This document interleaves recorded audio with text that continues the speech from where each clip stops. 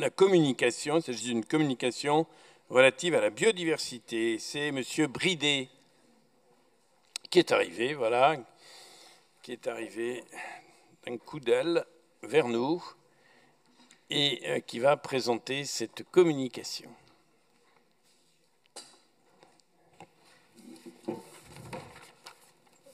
Je vous ai déjà salué tout à l'heure, puisque je suis déjà intervenu, et je vais saluer là Jérémy Godet, puisque le hasard fait que le début de ma présentation, qui n'est absolument pas un résumé de ce qui vous a été communiqué, qui est une autre vision, d'autres axes, est inspiré par son travail, puisque je vais citer un extrait de l'ouvrage La Traversée, du temps des chenilles à celui des métamorphoses, qui est coécrit par Patrick Vivray et Julie Chabot, que Jérémy Godet avait invité aux assises régionales de l'économie sociale et solidaire, ce qui démontre à quel point le travail que nous menons dans cette majorité est très systémique et très transversal.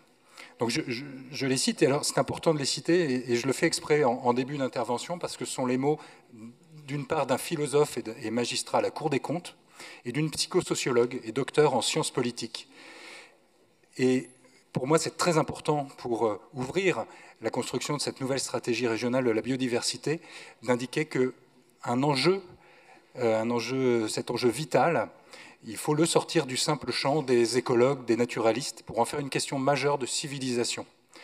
Et c'est vraiment le défi que je nous propose de relever dans cette construction collective pour les années qui viennent. Et donc je cite les auteurs, entre guillemets. De la même manière que l'économie doit se réencastrer dans l'écologie, l'être humain doit se réencastrer dans le tissu du vivant.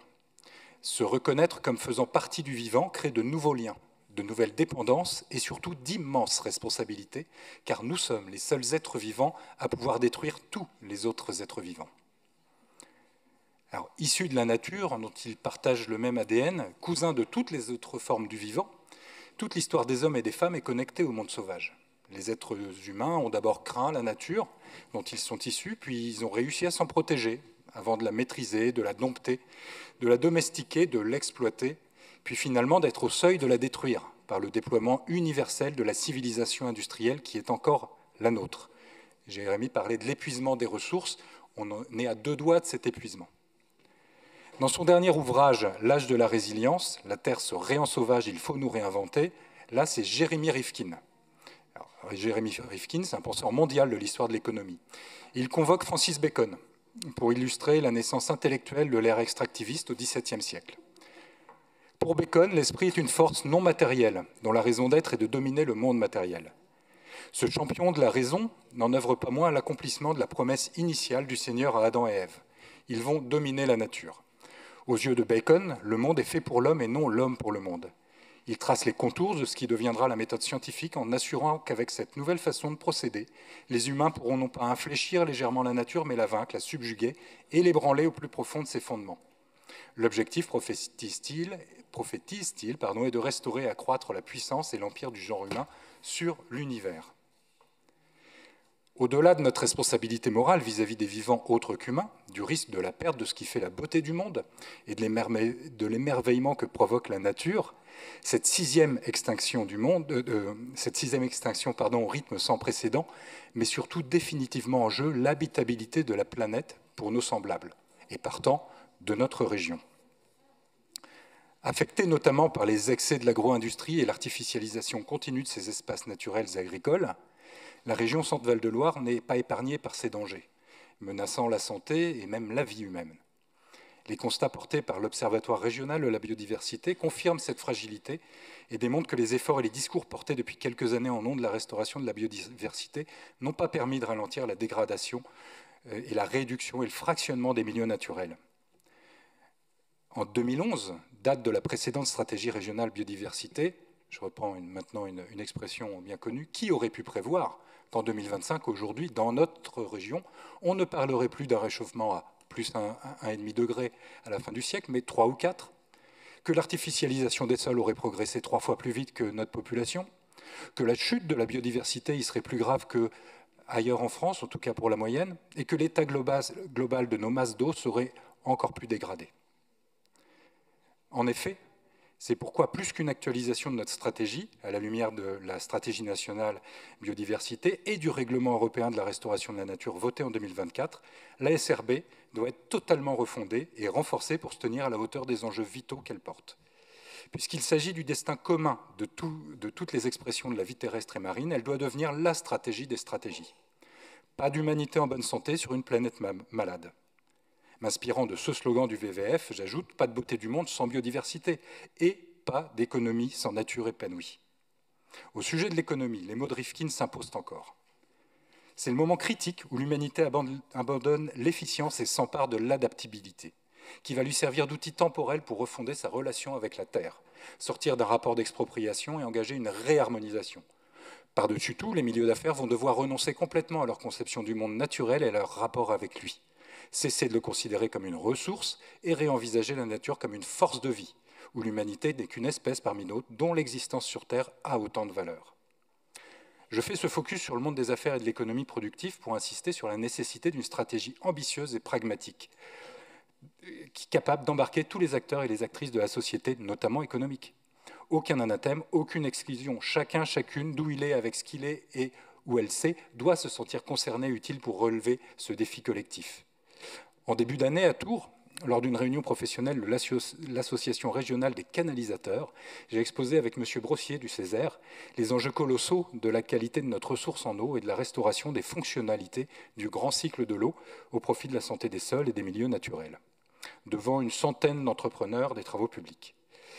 Cette assemblée a été très attentive et n'a pas fait part de sa crainte de voir disparaître leur marché de travaux. Au contraire, ils émettaient le souhait de voir les échelons politiques leur tracer des objectifs clairs quant à l'utilité de leur savoir-faire dans le cadre de l'intérêt général. En l'occurrence, j'ai pu esquisser avec eux un avenir économique où tout l'effort aujourd'hui porté sur les canalisations d'eau pluviale, censées disparaître des quartiers et voiries qui intégreront les précipitations dans des sols vivants restaurés, pourront être consacrés à la rénovation aujourd'hui trop lente des réseaux d'adduction d'eau potable fuyards ou nocifs pour la santé. Vous l'avez compris, il ne s'agit pas de définir seulement le plan d'action du Conseil régional en matière de biodiversité, mais de construire collectivement une stratégie qui mobilise et qui coordonne à l'échelle de notre territoire et de ses enjeux spécifiques toutes les strates de l'action publique, de la commune à l'État, mais aussi toutes les énergies et la créativité des entreprises, des associations, des individus. La préservation et le redéploiement de la biodiversité constituent un parfait objet de citoyenneté, tant pour la santé des personnes, tant que pour ce qui concerne la santé, personne ne peut se déclarer indifférent. L'issue des travaux de concertation, de co-construction et de mobilisation couvre cette communication. À l'issue de ces travaux, l'ambition est que dans notre région, toutes et tous partagent la volonté d'évoluer selon 3 axes.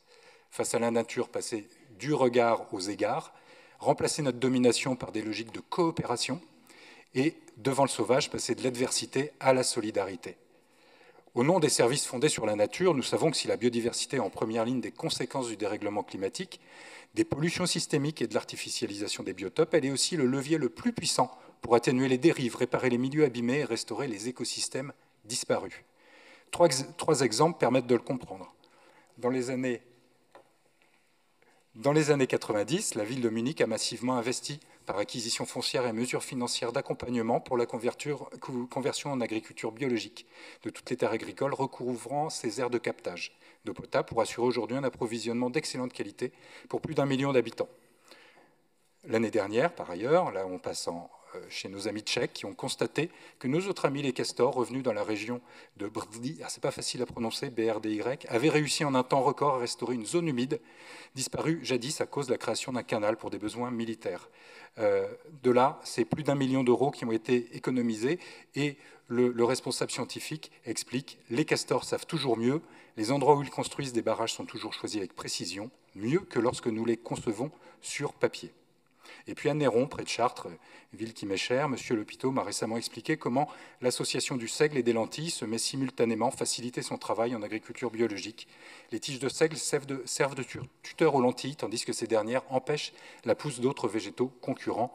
En sortie de moisson, une machine permet de trier les grains qui n'auront pas vu une goutte de pesticides. Je vous fais grâce des milliers d'exemples dont notre région regorge. Prendre soin de la nature, c'est donc prendre soin de nous et des conditions de vie élémentaires de nos descendants. Qualité de l'air, disponibilité de l'eau potable et qualité biologique des sols sont conditionnés par une biodiversité florissante dont il faut préserver la moindre des expressions, tant nous ignorons encore beaucoup au sujet de toutes les interactions du vivant. Pierre Jouventin évoque dans son livre « La vérité sur le loup, ce mal-aimé », la pensée de Macmillan, défenseur historique du condor américain qui, en 1870, déjà donnait un sens très actuel au principe de préservation des espèces. Je le cite, « Il faut sauver les condors, non pas seulement parce que nous avons besoin des condors, mais parce que nous avons besoin de développer les qualités humaines nécessaires pour les sauver. Ce sont ces qualités-là dont nous aurons besoin pour nous sauver nous-mêmes. » Tous les secteurs peuvent trouver leur champ d'action dans le cadre de cette mobilisation. Mais les transformations des pratiques agricoles sont dans notre région le moyen le plus puissant pour renverser la tendance. Il ne s'agit pas de réduire la place de l'agriculture dans notre économie et nos espaces, mais de la réconcilier avec nos milieux, dans des pratiques équilibrées d'une polyculture élevage extensive à redéployer avec plus d'hommes et de femmes dans les fermes et plus d'animaux dans le paysage. Une coproduction respectueuse résultant de l'alliance entre toutes les formes du vivant, nourrissant les uns sans chasser ou empoisonner les autres. Le travail entamé cette année par l'Agence régionale de biodiversité, avec une perspective de 7 ans dans le secteur de captage du Porche à proximité de Bourges, en coopération avec la Chambre d'agriculture du Cher, Bourges Plus et des agriculteurs locaux, démontre le rôle central que ce collectif continuera à jouer dans l'orchestration de notre nouvelle stratégie régionale. Il s'agit en effet d'expérimenter l'impact des changements de pratiques agricoles sur la restauration de la biodiversité, elle-même porteuse d'amélioration de la qualité des eaux du sous-bassin versant alimentant les usages humains, dans une démarche d'accompagnement socio-économique des cultivateurs et cultivatrices volontaires impliqués. Solidarité entre humains, coopération avec le reste du vivant, les conditions pour découvrir, comprendre, agir, c'est le triptyque qui fait la raison d'être de l'ARB. Cependant, le défi est tellement grand qu'agir dans notre région pour la biodiversité ne suffira pas tant que nous ne cesserons pas de produire et déployer ce qui l'a détruit. Ainsi, l'accord de Montréal signé par la France à l'issue de la COP 15, biodiversité, prévoit chaque année la diminution à l'échelon mondial des investissements néfastes à la nature de l'ordre de 500 milliards d'euros. En la matière, on peut regretter que l'État, qui devrait être exemplaire, ne tire pas les conséquences de cet engagement en ce qui concerne notamment certaines grandes infrastructures nationales ou le soutien financier de pêche industrielle par chalutage profond, même en aire marine dite protégée. Je laisse conclure, encore une fois, vous allez dire, Jérémy Rifkin, témoin clairvoyant de l'histoire des sociétés humaines. Il ouvre en fait ma conclusion. Réaffilions-nous à la nature. La conscience biophile, la solidarité empathique avec nos compagnons des autres espèces vivantes n'est pas seulement une recommandation ou un souhait.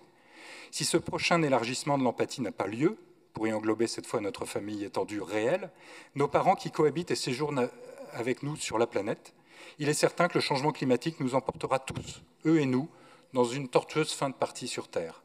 C'est seulement par notre identification profonde et empathique avec la lutte des autres êtres vivants pour s'épanouir que nous pouvons espérer sécuriser notre propre avenir. Et je termine pour dire que c'était tout à fait l'esprit de la dernière phrase d'espoir que nous livrait Baptiste Morisot à Blois, où s'étaient réunis il y a quelques mois tous les spécialistes du castor en France. Donc nous célébrions les 50 ans du retour du castor dans notre belle région. Et en évoquant l'alliance entre les vivants, et qui disait « Les défis sont majeurs, les dangers sont grands, mais pour y faire face, rassurez-vous, nous ne sommes pas seuls. En effet, le vivant fait équipe avec nous. » Donc, vous l'avez compris, l'enjeu philosophique de la stratégie à bâtir collectivement est de la fonder sur l'élargissement de la conscience humaniste à la fraternité avec toutes les formes du vivant. Je terminerai en remerciant évidemment les équipes au sein du Conseil régional qui ont co-rédigé le rapport, en tout cas la communication qui vous a été transmise, Alexandra, Nathalie, Damien, Claire, Astrid, Olivier, Mylène, mais aussi l'équipe de l'ARB, et puis les gens du Conservatoire des espaces naturels, les agents de l'OFB, les associations relevant des conventions vertes qui, depuis le début de mon mandat, m'ont ouvert les yeux et les portes de ce monde du vivant qui m'a apporté tellement de beauté, de satisfaction et d'émerveillement.